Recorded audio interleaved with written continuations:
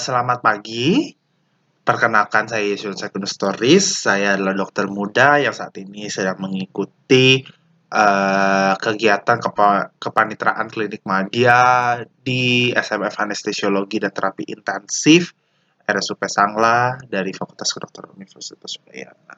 Dan pada hari ini saya akan menjelaskan topik presentasi saya yang berjudul Emergency Medicine. Yang pertama secara definisi dari International Federation for Emergency Medicine, bahwa emergency medicine adalah suatu cabang ilmu yang berdasarkan kepada pengetahuan dan keahlian untuk pencegahan, diagnosis, dan manajemen aspek-aspek penyakit yang bersifat akut dan gawat, dan juga cedera yang mempengaruhi pasien dari segala kelompok usia dengan lingkup kelainan fisik dan perilaku yang luas. Lebih lanjut ditekankan pada pemahaman perkembangan sistem gawat darurat sebelum masuk rumah sakit dan di dalam rumah sakit. Jadi, pada topik emergency medicine ini akan dibahas terutama adalah bagaimana untuk penanganan suatu hal yang bersifat darurat di rumah sakit, salah satunya adalah seperti penanganan henti jantung. Jadi seperti yang diketahui bahwa henti jantung adalah salah satu permasalahan yang paling umum dan yang darurat di rumah sakit.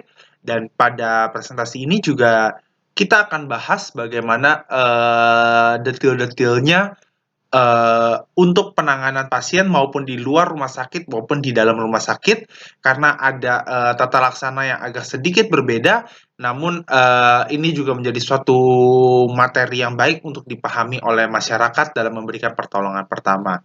Namun apabila kita berbicara emergency medicine, bahwa suatu hal yang bersifat akut gawat daruratnya masih banyak hal yang lain, seperti ya tindakan-tindakan gawat obstetri seperti kejang pada kehamilan atau seperti yang atau yang disebut dengan eklamsia, kegawatan pada psikiatri seperti percobaan bunuh diri dan masih banyak lainnya.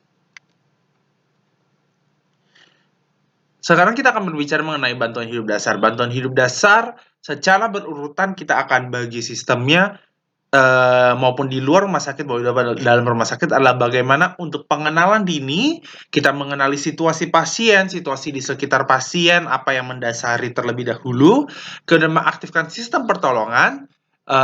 Jika di luar rumah sakit bisa menghubungi seperti 118 atau 911, atau jika di dalam rumah sakit bisa mengaktifkan yang biasanya kita sebut dengan code blue umumnya untuk orang dewasa. Kemudian lakukanlah resusitasi jantung paru. Resusitasi jantung paru ini untuk mengutamakan untuk menyelamatkan sirkulasi dan juga pernafasan pasien. Kemudian juga untuk pemeriksaan defibrilasi ini sesuai dengan monitor. Sekarang kita melihat chain of survival berdasarkan dari American Heart Association. Yang pertama adalah ini yang situasinya untuk di out of hospital cardiac arrest. Jadi yang pertama adalah ketika melihat ada seorang pasien dengan henti jantung di luar rumah sakit, yang pertama adalah hubungi untuk tim advance agar bisa hadir. Kalau di luar biasanya dengan memanggil 911. Lalu setelah itu lakukanlah high quality CPR di tempat itu, di lokasi. Kemudian juga siapkan defibrilasi. Untuk sekarang banyak sekali tempat umum yang sudah menyediakan AED sebagai untuk defibrillator yang bisa dipakai oleh masyarakat umum. Kemudian tunggu sampai tim advance datang dan diserahkan kepada tim advance, kemudian akhirnya post cardiac arrest care dan akhirnya kepada recovery. Sedangkan dalam in-hospital cardiac arrest yang dilihat adalah bagaimana kondisinya terlebih dahulu, karena ini pasien sudah di rumah sakit, umumnya adalah pasien yang ada dengan perawatan dan akhirnya tiba-tiba kondisinya memburuk dan mengalami henti jantung. Jadi untuk dinilai kondisi pasien terlebih dahulu, baru aktifkan kode emergensi seperti code blue, kemudian lakukan high quality CPR, defibrilasi. Karena situasinya di rumah sakit, maka diharapkan tim yang adalah merupakan tim yang advance, sehingga dilakukan CPR, defibrilasi sampai akhirnya post cardiac arrest, sampai cardiac arrest yang membaik dan nadi kembali, pernafasan sudah spontan kembali, dan akhirnya dilakukan perawatan post cardiac arrest dan akhirnya recovery pasien. Ini merupakan yang menjadi pembeda antara chain of survival outside hospital dengan chain of survival dalam in hospital. Sekarang kita akan membahas mengenai prinsip pengenalan dini dari pasien emergensi. Pengenalan dini pada pasien emergensi yang harus diperhatikan adanya beberapa komponen yang dinilai yang disebut sebagai DRS ABCD. Yang pertama adalah dangerous. Lihat situasi lingkungan pasien. Pastikan bahwa diri sendiri kita sebagai penolong itu sudah aman, juga pastikan situasi pasien juga aman untuk dilakukan pertolongan pertama.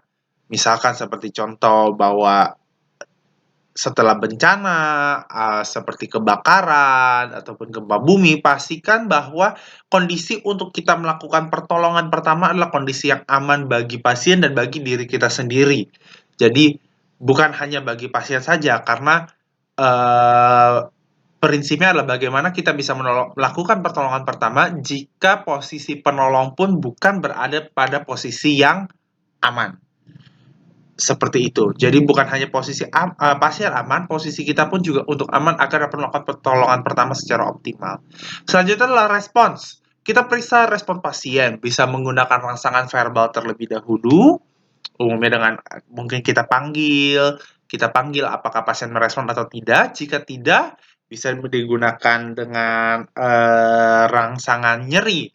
Rangsangan nyeri dapat dilakukan pada umumnya yaitu dengan menekan pada daerah tulang dada sini, tulang dada atau sternum, pada daerah glabella pada puncak tulang hidung, dan juga maupun pada perbatasan kuku ini ditekan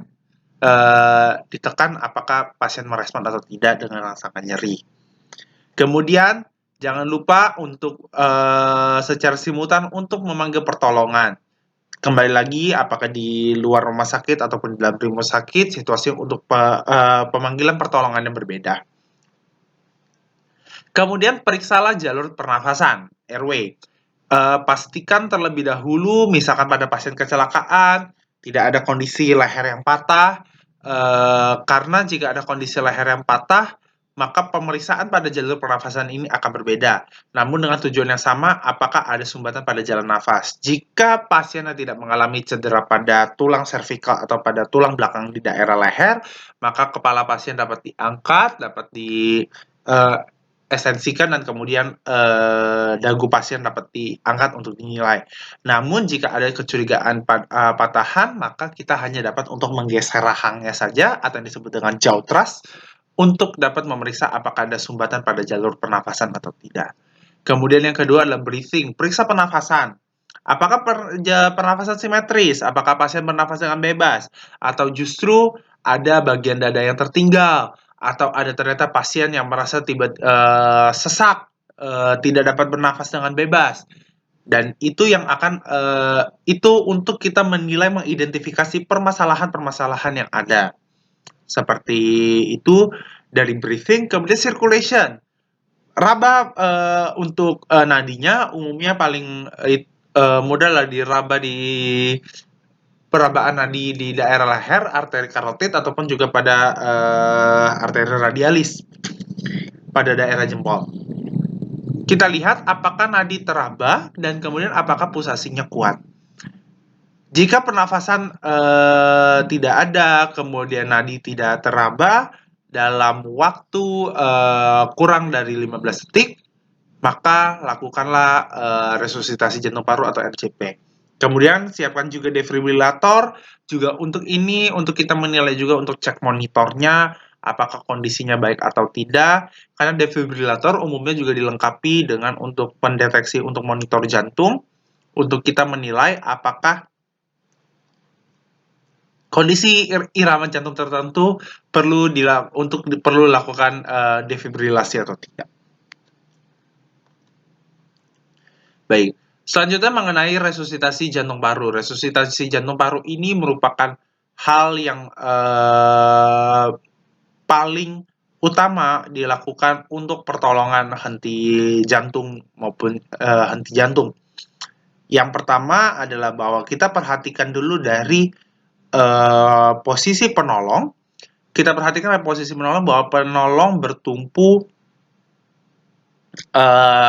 pada lutut dengan kaki agak sedikit terbuka. Jadi untuk kaki agak sedikit terbuka, yang pasti adalah posisi tangan tegak lurus. Jadi posisi pundak, telapak tangan, kemudian telapak tangan terhadap dada pasien ini adalah tegak lurus. Kemudian tangan yang dominan umumnya akan berada di atas. Jadi tangan dominan akan berada di atas, kemudian akan memberikan penekanan, jadi bukan penekanan dengan menekuk siku, namun adalah dengan pergerakan dari punggung. Seperti itu, bahwa dengan tujuannya adalah akhirnya memberi tenaga itu dari punggung. Jadi bukan untuk sikunya yang bergerak menekan, namun tetap terkunci, tegak lurus dari pundak sampai tangan, dan akhirnya memberikan penekanan. Kemudian selanjutnya adalah kita melihat bahwa posisi dari dada pasien, kita mencari tonjolan pada dada pasien, tonjolan pada tulang dada pasien yang paling bawah, atau disebut dengan processus xiphoideus, kemudian berjarak 2 jari dari atas sana. Kemudian di gambar sebelahnya kita bisa melihat ada perbedaan dari kompresi dada pada dewasa, anak, dan juga bayi. Pada dewasa yang umumnya dilakukan 2 tangan, pada anak dilakukan dengan 1 tangan saja, dan kemudian pada bayi hanya menggunakan 2 jari. Dengan kedalaman yang berbeda-beda, dengan kira-kira 5-6 cm. Bagaimana kita mengetahui RJP atau resusitasi jantung paru yang kita lakukan merupakan RJP yang berkualitas? Yang pertama adalah penekanannya harus kuat dengan kedalaman 5-6 cm. Kedalaman 5-6 cm, kemudian yang harus kita perhatikan bahwa salah satu komplikasi RJP ini nanti adalah adanya kemungkinan resiko fraktur atau patah tulang iga terutama. Namun yang harus diperhatikan bahwa itu kita tujuan lebih untuk mengamankan jalur pernafasan dan juga sirkulasi darah pasien terlebih dahulu. Namun nanti setelah pasien recovery, itu kita bisa konsulkan kepada departemen bedah dan yang lainnya, setidaknya pasien sudah melewati masa kritis atau masa gawat darurat terlebih dahulu. Kemudian kecepatan kompresi 100-120 kali per menit. Nah, ini ada satu layanan iklan di Amerika Serikat yang merekomendasikan bagaimana kita tahu kecepatannya 100-120 kali per menit adalah menggunakan lagu Staying Alive dari Bee Gees. Jadinya bahwa dinilai lagu tersebut iramanya adalah irama yang sesuai dengan untuk irama RJP 100-120 kali per menit. Kemudian biarkan dada dapat mengembang kembali atau complete chest recoil. Jadi jangan hanya ditekan namun dadanya tidak diberikan kesempatan untuk mengembang. Karena jika dada tidak mengembang, prinsipnya adalah ketika kita bernafas kita perlu untuk justru ketika udara dapat keluar, udara dapat masuk, paru-paru juga dapat mengembang dengan maksimal. Prinsipnya seperti itu, makanya diperlukannya ada satu complete chest recoil. Kemudian interupsi minimal, kemudian hindari hiperventilasi. Karena ini resusitasi jantung paru, jangan terlalu cepat dan akhirnya dada tidak dapat mengembang. Akhirnya terjadilah hiperventilasi. Karena jika terjadi hiperventilasi, maka dapat mengganggu saturasi oksigen pada pasien. Kemudian, ganti petugas RJP jika RJP sudah dilakukan per 2 menit. Ini umumnya pada setting yang agak banyak yang penolongnya bisa siap sedia untuk beberapa orang, atau penolong kelelahan. Kemudian perbandingan kompresi dan nafas bantuan dilakukan dengan rasio 30 kompresi dada diberikan 2 nafas bantuan. Kemudian kita akan melihat selanjutnya adalah defibrilator. Ini adalah defibrilator yang sebelah kiri merupakan defibrilator yang dipakai di setting rumah sakit, sedangkan yang di kanan adalah AED yang ini umumnya di tempat umum. Yang untuk di tempat umum, pasien penolong akan diberikan instruksi dan istilahnya kapan untuk di-shock dan juga untuk tidak. Sedangkan pada situasi rumah sakit, umumnya kita menilai dari irama jantungnya, apakah seperti adanya ventricle tachycardia, ventricle fibrilasi, atau justru pulseless electrical activity, dan yang lain-lain. Kapan RJP harus dihentikan? Yang pertama adalah nafas pasien sudah kembali spontan dan nadi pasien teraba dan ada kuat, artinya sudah ada recovery. Maka mulailah diposisikan kepada recovery position. Kemudian keadaan tidak aman untuk menolong, seperti dalam kondisi bencana ataupun yang lainnya, ada kondisi lingkungan yang tidak aman bagi penolong. Seperti yang tadi saya sudah sebutkan di awal, jika penolong kondisinya tidak aman, bagaimana bisa untuk memberikan pertolongan pertama yang baik kepada pasien. Kemudian penolong sudah kelelahan, kemudian datang tim penolong yang advance, ini terutama pada setting di luar rumah sakit, dan kemudian yang selanjutnya adalah korban sudah tidak tertolong. Umumnya kita lihat ternyata akhirnya pupila sudah dilatasi maksimal, atau sudah terbentuk yang namanya lebam mayat. Baik, ini adalah algoritma bantuan hidup dasar. Seperti yang sudah dilihat, bahwa pertama verify scene safety, pastikan kondisi lingkungan sudah aman terlebih dahulu. Kemudian yang selanjutnya kita lihat untuk kesadaran korban, ternyata korban tidak merespon, langsung panggil pertolongan pada sekitar, kemudian aktivasi untuk pertolongan. Selanjutnya adalah periksa untuk pernafasan dan juga pulsasi. Kita melihat apakah ada normal breathing dan bahwa pernafasan normal, ada nadi, maka monitoring saja pasien tersebut. Kemudian selanjutnya adalah tidak ada pernafasan normal namun adanya nadi, maka lakukan pertolongan nafas. Kemudian yang selanjutnya adalah jika tidak ada nafas dan tidak ada nadi, lakukan CPR, lakukan kompresi 30 dan 2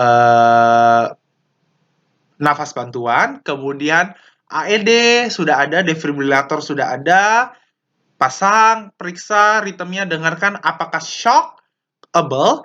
Jika shockable, maka lakukan shock. Setelah lakukan shock, lanjutkan RJP. Jika tidak dapat di-shock, umumnya akan ada perintah, maka lanjutkan RJP. Pilihannya adalah akhirnya lanjutkan RJP sampai dapat di-shock, atau lanjutkan RJP sampai tim advance datang. Itu saja yang menjadi penjelasan saya pada hari ini mengenai emergency medicine, bantuan hidup dasar. Saya harap menjadi informasi yang bermanfaat bagi kita semua, terutama bagi masyarakat umum. Atas perhatiannya saya mengucapkan terima kasih. Selamat pagi.